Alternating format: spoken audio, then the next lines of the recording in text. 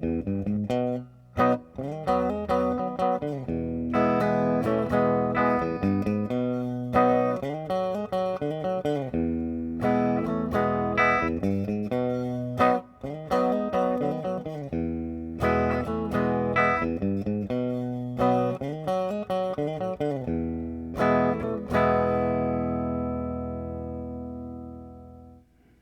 folks, I'm JP Reali and I'm here at Ty Ford Studios in Baltimore, Maryland today to talk to you about this beautiful new guitar I just acquired.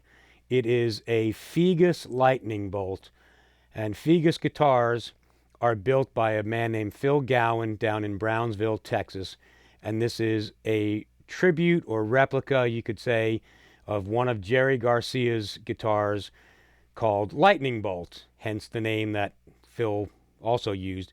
Jerry Garcia's guitar was built for him by a man named Stephen Kripe, who built this guitar and mailed it to Jerry Garcia as a present, and Jerry Garcia nicknamed it Lightning Bolt because of the inlay on the lower bout of the guitar that was in the shape of a lightning bolt. Phil Gowan also does that, but his lightning bolt is not inlaid into the guitar.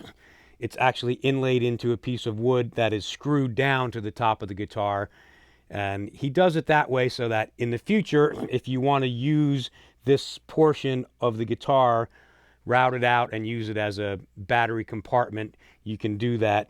This particular guitar, he chose red, white, and blue mother of pearl to use as the inlay, and I think it adds a really nice contrast to the brown color of the wood of the top of the guitar. Now this guitar, like the one Stephen Kripe built for Jerry Garcia, was built in what alembic guitars called the hippie sandwich tradition, which is, it's a multi-ply body. There's 5 layers of wood, and if I flip this over and you take a look, you can actually see that the neck has 7 pieces of wood in it, and the neck is what is referred to as a neck through the body. This construction technique adds more sustain to the tone of the guitar, and this particular guitar, if you can see the 5 layers of the body, the 5 layers of wood on this guitar start with cocoa bolo on the top, then there's a layer of maple, then there's a layer of mahogany, and another layer of maple, and finally purple heart on the back, which is referred to as the wings. And the way this guitar is built is the builder constructs the neck out of one big piece of 7 ply, 7 laminates together, then he hand carves it to the shape of the neck, and then he glues the wings on the side, and then he laminates the top over the 4 existing layers. And this guitar, the top is wood known as cocoa bolo, which is a very close cousin to Brazilian rosewood, and it looks a lot like Brazilian rosewood, and it sounds like a lot like Brazilian rosewood. And you're seeing cocoa bolo being used more and more these days in specifically acoustic guitars. The only people who seem to really use it in electric guitars are guys that are building replicas of Jerry Garcia's guitars. And the first thing that I have to say about this guitar is that it's absolutely beautiful. The fit and finish and construction and attention to detail is absolutely top notch. Phil also did these mother of pearl inlays on the fretboard, and they are in what he calls the Doug Irwin style inlay. Doug Irwin also built custom guitars for Jerry Garcia in the 1970s and 1980s, and one of Jerry's famous guitars was nicknamed Tiger. It also had a cocoa bolo top and very ornate and elaborate mother of pearl inlays on the fretboard.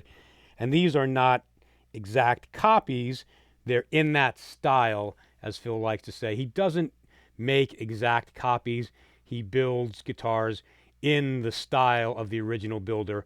He also builds several other guitars.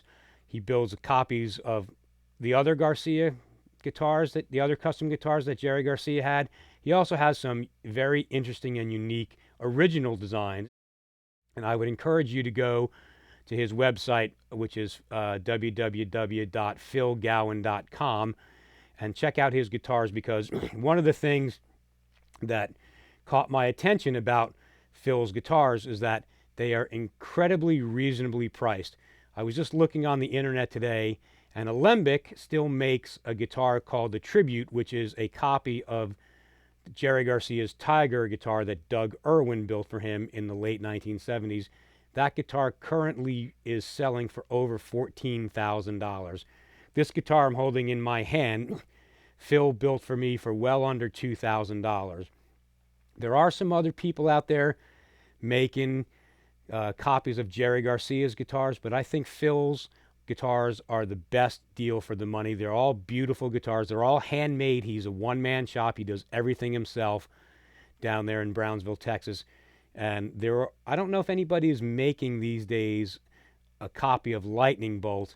I remember that there was a company down in Florida, which is where Stephen Kripe, who built the original Lightning Bolt, was. They were making replicas, and I want to say their guitars were around $8,000 themselves. I don't know if they're doing that anymore, because that's a very small market, people that can afford an $8,000 custom guitar. Now, it's wired.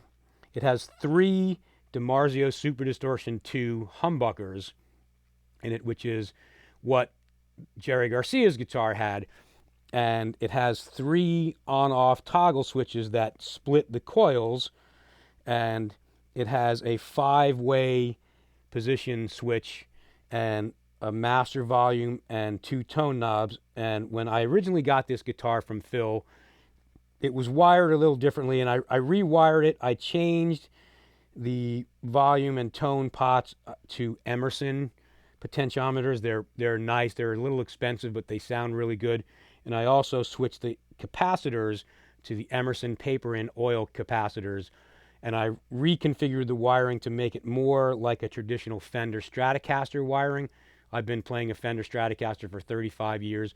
I'm just more used to the typical 5-way switch and 2 tone controls. And one thing I did differently was that this first tone control only controls the middle pickup.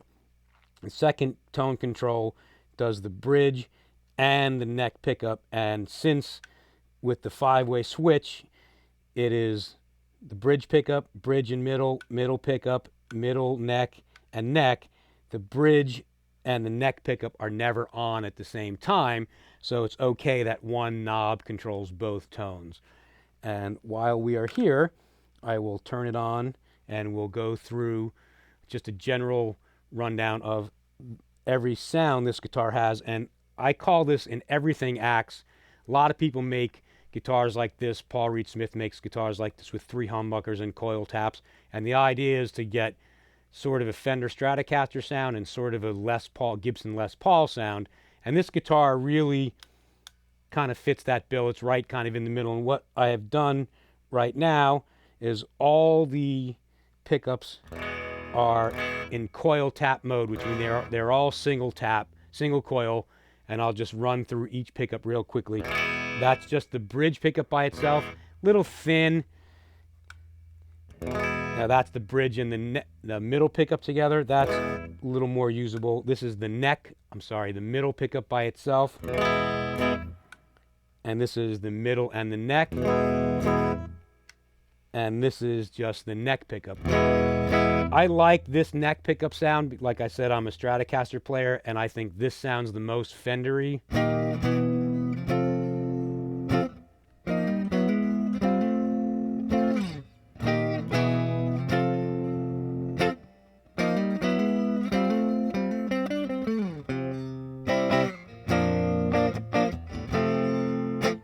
All right, so that's the single coil sounds. We'll go right back to the bridge pickup, and I will put the humbuckers back into full humbucking mode, and this is the bridge pickup in full humbucking mode by itself. Definitely a little bit more punch, a little bit more brightness, a little more nasally. Now this is the bridge and the middle pickup. Once again, gets a little fuller. This is just the middle pickup alone, which I've recently discovered is what Garcia used almost exclusively. He worked from the middle pickup and he would flip the coil tap on and off. It's a little strange for me. I've never had a 3 humbucking pickup guitar, so this is not a sound that I'm all that familiar with. And it also, having a humbucker in the middle also affects the way you pick. And this is the middle and the neck. Once again, nice full sound, somewhere kind of between a Les Paul and an SG. And this is the neck pickup, all by itself in humbucking mode. And I switched I put a, forget the value of the capacitor I put in here, but I'm a big fan of the Eric Clapton Woman tone. And when you roll the tone knob off on this pickup,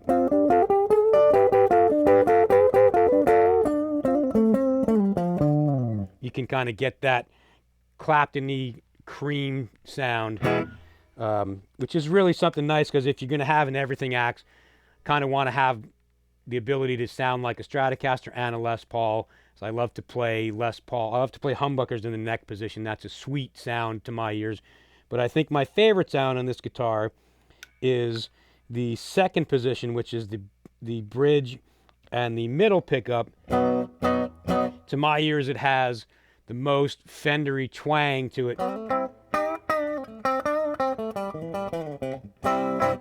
which we all know that Garcia had all kinds of influences, and he played a lot of country style licks. His music, his playing, to me, is a quintessential American style. It encompasses jazz, blues, country, all different styles, and of course rock and roll. So this is one of my favorite tones out of this guitar.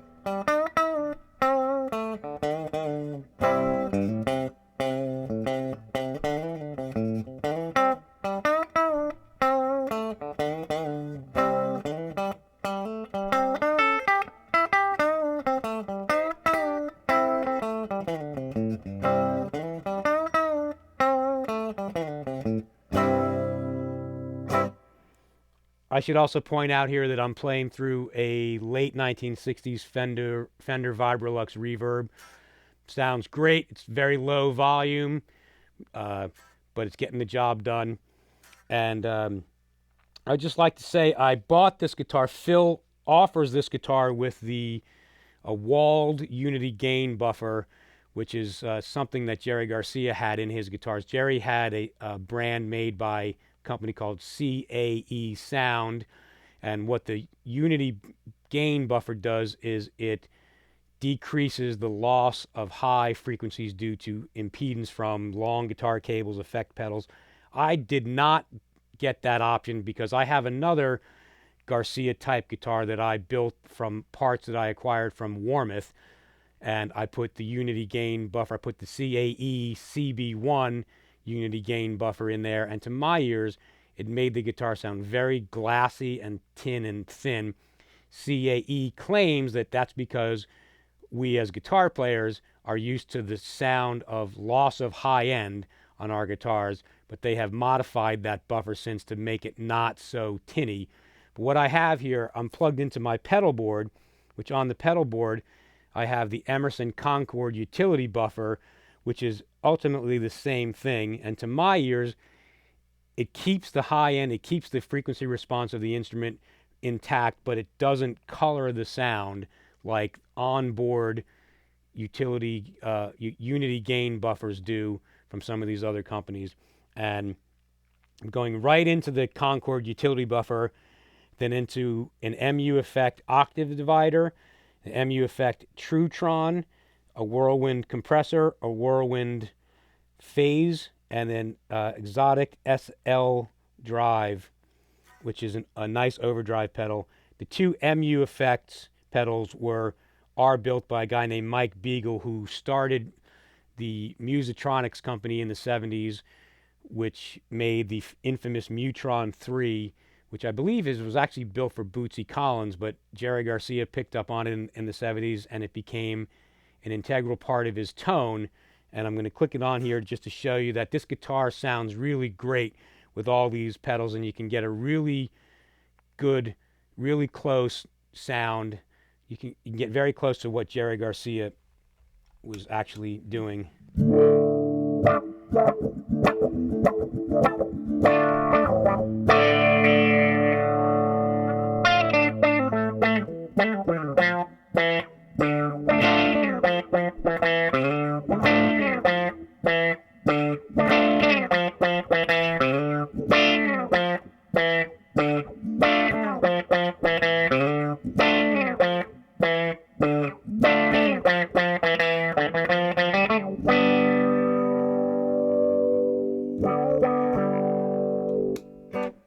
Needed to roll some tone off there, but you get the general idea that this guitar works very well with effect pedals. And while I'm a firm believer in I can never get a sound like Jerry Garcia because I'm not Jerry Garcia, you can get pretty close. A lot of what he did was in his hands. He used a very specific setup, very specific amplifiers, speakers, guitars, cables, everything.